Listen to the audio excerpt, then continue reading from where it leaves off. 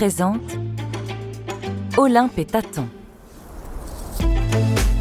Une nouvelle de Françoise Bourdin, issue du recueil Hors saison, lu par Marie-Ève Dufresne.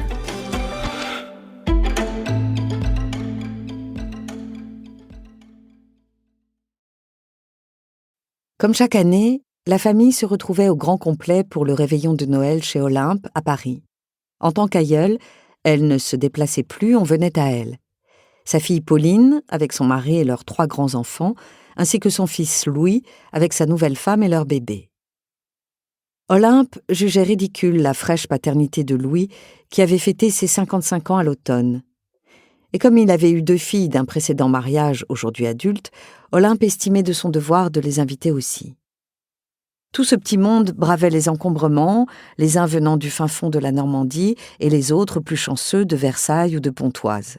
Seule Tatan, la sœur d'Olympe, se contentait de descendre un étage puisqu'elles habitaient le même immeuble. Tatan ne s'était jamais mariée.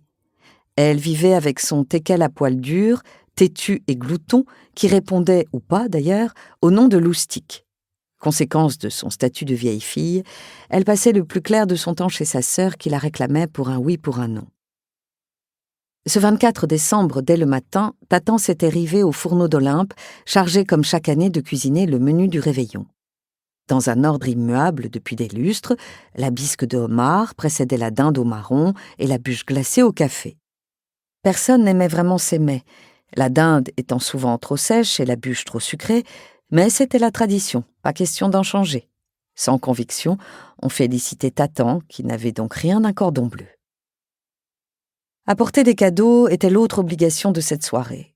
Les 11 adultes offraient chacun un présent aux 10 autres, plus un au bébé, qui, lui, ne rendrait pas la politesse.